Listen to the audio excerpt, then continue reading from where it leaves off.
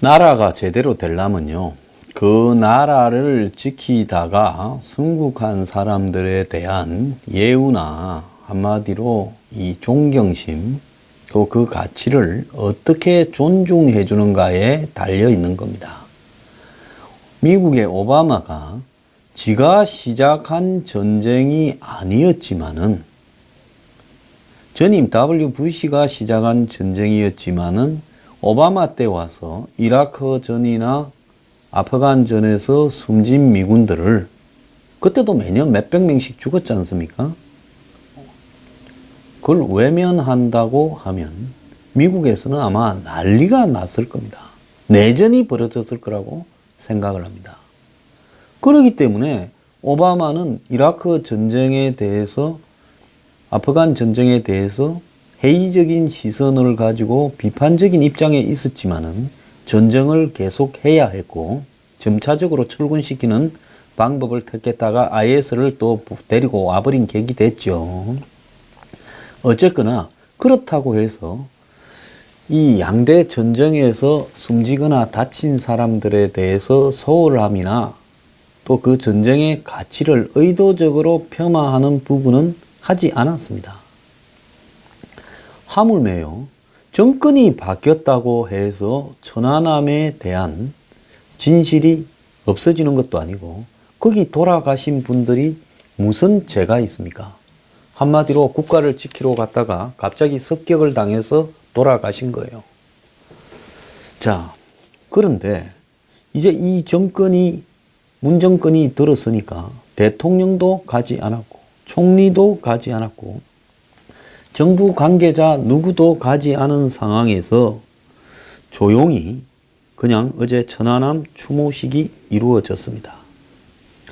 자, 어제 이 주 추모식은 해군 2함대 사령부에서 이루어졌는데요.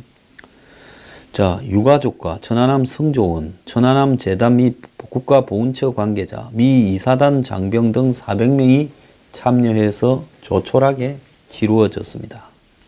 그리고 항상 해마다 해군에서는 천안함 폭침 주기가 될 때마다 이 대북 해상 훈련을 강화해 왔는데 올해는 그 해상 기동 훈련도 로키로 조용히 하고 심지어 시계가 좋지 않다라는 이유로 서해에서는 하지 않고 동해에서 조용히 했습니다. 자, 이 서해와 남해의 2함대, 3함대는 아예 하지 않고 동해 1함대에서 함정, 열척, 항공기 일부가 투입되어서 아주 조용히 훈련을 하고 끝냈다고 합니다. 자, 참 더러워서 죽겠는데요. 자, 총리라도 비판 좀 할까 하다가 상중이라서 안 하겠습니다. 자, 그런데 지금 미국의 소리 방송에 특파원 리포트로 8년째 이어지는 천안함 진실 공방, 유족들 상처 그만 받고 싶다라는 기사가 실렸습니다. 자, 천안함 승조원이었던 아들 고 안동엽 병장을 잃은 아버지 안시영 씨는 여전히 후회 속에 살고 있다. 해군보다도 육군이 두 발이 땅에 닿고 해군 저 정말 반대했어요. 그래서 아들 해군 간다 할 때 가지 마라 했다는 거예요. 그래서 아들이 해군 입대를 할 때 말리지 못한 게 전추의 한이다 이러면서 이 23살 입대 1년 만에 이렇게 천안함 침몰로 전사를 했습니다. 시간이 갈수록 보고 싶었는데 자식은 가슴에 묻는다 말이 있지 않냐. 살다 보니까 정말 이런 말들이 다가오더라. 그런데 또 새로운 고통이 다가왔다. 이렇게 말을 하면서요. 천안함 사건이 정치 논리와 이념에 흔들리면서 자칫 나라를 지키다가 목숨을 잃은 아들의 명예가 실추될지 모른다는 생각이 든다. 이렇게 말을 했습니다. 실제로 천안함 유족들의 마음을 불편하게 하는 일이 곳곳에서 터져 나오고 있다는데요.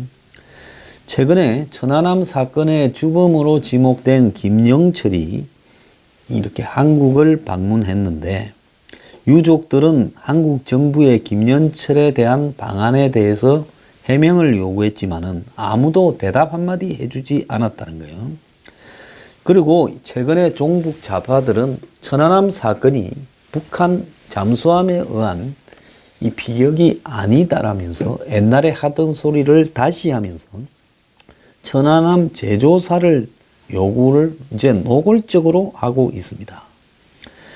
제가 전에도 한번 소개해 주지만은 3월 22일 날 좌파 단체들로 이루어진 천안함 사건 진실 규명 범시민사회 공동대책 협의회는 천안함 사건 진실이 조작되었을 가능성을 제기하며 국정조사하고 관련자 처벌을 주장하고 있고 의혹을 규명할 진상규명특위를 설치 요구하고 있습니다. 나라가 미쳐도요.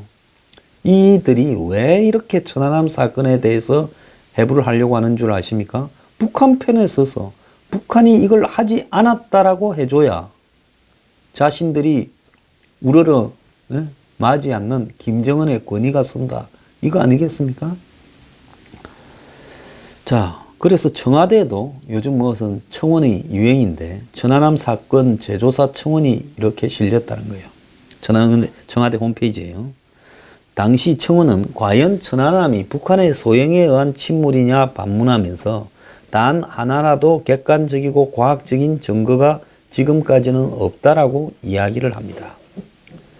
이 청원에 72,050명이 참여했지만은 이 20만 명을 못 채워서 24일 날 마감이 되었다는데요. 그나마 다행이고 72,050명이나 여기에 동조했다니 한국의 종북의 숫자가 얼만큼 되는지 가름하기가 어렵습니다. 한국 정부는 천안함 침몰 직후 민군 합동조사단을 구성해 침몰 원인에 대해서 분석을 했습니다. 이게 미국에 방송된 소리니까요. 보이스 오브 아메리카 한국 특파원이 취재해간 내용입니다. 그런데 합동조사단은 민간 전문가 25, 군척의 전문가 22명, 국회 추천 전문위원 3명 해서 25대 25 이렇게 구성을 했고 미, 호주, 영국, 스웨덴 4개국 전문가도 참여를 했습니다. 당시 합동조사단 공동단장을 맡았던 박정희 동국대학교 석좌교수, 이분은 해군 예비역 대장이라고 합니다. 미국의 소리 VOA를 만나서 이런 과정을 통해 천안함이 북한 어뢰 공격으로 침몰했다는 사실을 분명히 밝혀냈다고 지금도 확신을 합니다. 자, 박정희 예비역 대장은 조사 결과에 대해서 의심할 여지가 없다. 미국 조사단 등 4개국 조사단이 왔지만은 항상 그분들과 만나서 브레인스토밍을 했고 4개 분과장들과 계속 토의를 해서 내용에 있어서 합의를 이루지 못하면 다음으로 넘어가지 않는 접근 방법으로 하나씩 원인을 규명해 갔다. 그런데 외국 전문가를 참여시키는 것이 큰 모험이었다. 객관적인 결과를 얻지 못하면 국제적인 망신을 자초하게 된다. 이런 상황에서 합동조사단은 천안함 한미와 함수에 대한 현장 시뮬레이션 조사 등을 통해 내부 폭발이나 좌초, 피로 파괴 가능성은 아주 낮고 수중 폭발의 버블 효과와 충격파에 의한 선체 절단이 있었다는 판단을 내렸다는 거예요. 수중에서 어뢰가 펑 터지니까 그걸로 인해서 한마디로 충격에 의해 배가 갈라졌다는 이야기입니다. 이후 쌍끌이 얼선을 통해 건져 올린 어뢰 추진 동력 장치에서 추가 증거를 확보하고 생존자와 초병의 진술을 통해 어뢰의 수중 폭발을 확인했다고 이야기를 했습니다. 당시 천안함 갑판장이었던 전준영 예비역 천안함 전후 회장도 이 같은 주장에 힘을 실었는데요. 그 천안함에 탔다가 살아남은 전후 회장이에요.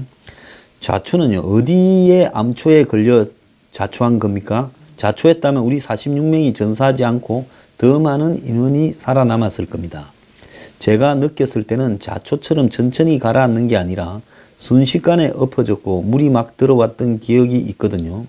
소리도 엄청나게 큰 꽝 소리를 들었고 배가 붕 뜨면서 가라앉았고 자초에 대해 들을 때마다 화가 많이 나고 자초였다면 제대하고서도 말할 수 있는 환경인데 굳이 숨길 이유가 없다라고 이야기를 하고 그 누구보다도 가까운 곳에서 천안함의 진실을 목격했던 유가족들도 북한의 소행을 의심하지 않습니다. 앞에 말했던 그 죽은 장병의 아버지 안씨요. 그 당시 암초에 부딪혀서 배가 갈라졌다는 등 잠수함이 지나가다가 배를 박았다는 등 이런 말이 많았는데 우리가 이함대 사령부에 들어와 있는 인양한 천안함을 매년 보고 있는데 밑에서 치는 힘에 의해서 배가 이렇게 꺾여져 있더라. 꼭대기 영통은 날아가 버리고 그 겉을 싼 쇠가 굉장히 두껍더라고. 그게 휠 정도였으니까 얼마나 충격이 컸겠느냐 하는 이야기를 하는 겁니다. 자, 유가족들은 정치적 논리에 따라 천안함 조사가 또다시 논란거리로 부각된 것을 경계하고 있는데요. 자, 이상희 하사의 아버지 이성우 천안함 유족회장은 남북 화해 분위기가 높아지면서 천안함 희생자 가족들의 소외감이 커지고 있다고 말을 했습니다. 대통령께서 천안함 폭증은 북한 소행이라는 입장을 분명히 국민 앞에 밝혀준다면 이런 남남 갈등은 없다는 생각이 듭니다.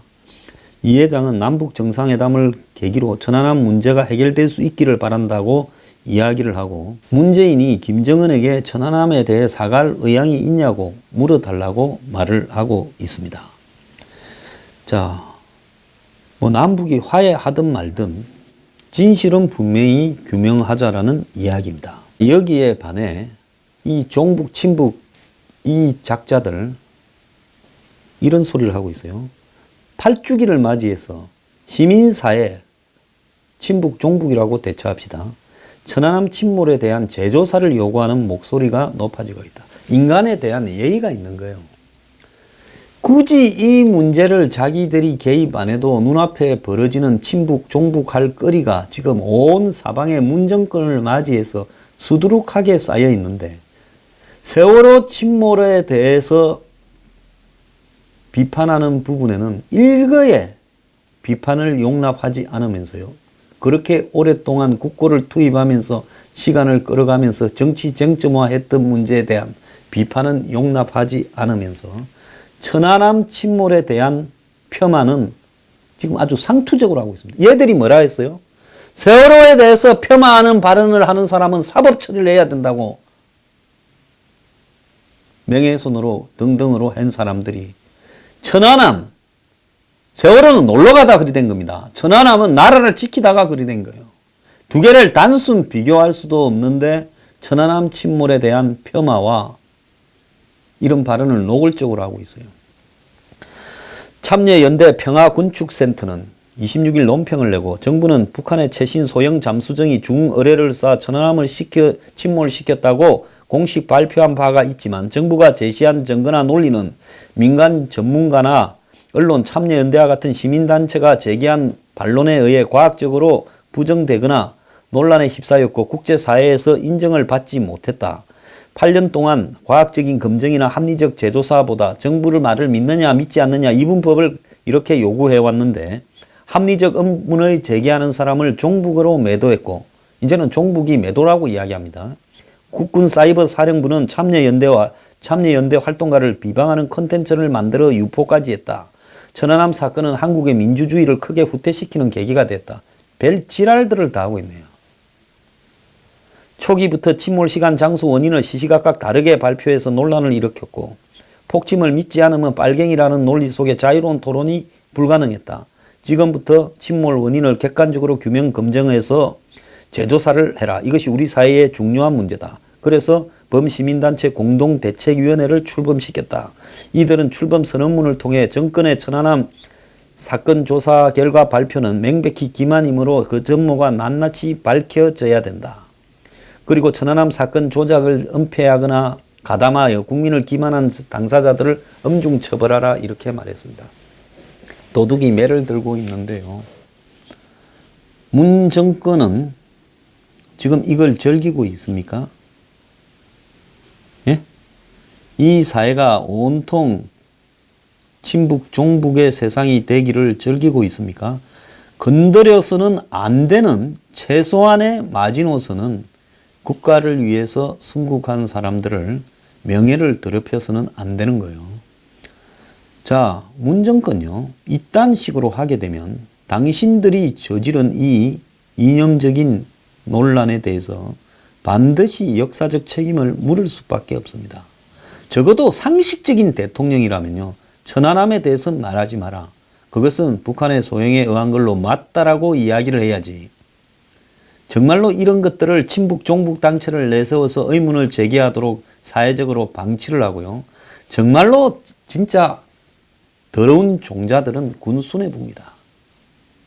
당신들이 양심이 있다면 천안함에 대해서 폄하하지 말라는 이야기를 그 유족들, 소수 유족들한테 상처 입은 사람들한테 맡겨놓을 게 아니라 천안함으로 승진하고 재미 본 사람들 많잖아요. 예? 그런 당신들이 나서서 천안함 유족들을 폄하하고 비방하는 이런 행태들에 대해서 법적인 대응에 나서겠다고 군의 입장을 밝혀야 되고 국방부 장관이 장군들 다 세워놓고 상군 합동 참모 총장을 다 세워놓고 그 앞에서 천안함에 대해서 폄하하는 부분에 대해서는 군이 참을 수 없다라고 대국민 선언을 해야 되는 겁니다. 전부 똥별들이 판을 치고요. 이 대한민국이에요. 군이고 경찰이고 검찰이고 죄다 삼류 양아치들만 남아 있습니다. 아직도 북한에 살아있는 국군 포로들이 많이 있는데 이들을 한번 송환해달라고 한국 정부가 북한 측에다가 요구한 적을 보지를 못했어요. 정말 이게 말이 되는 이야기입니까?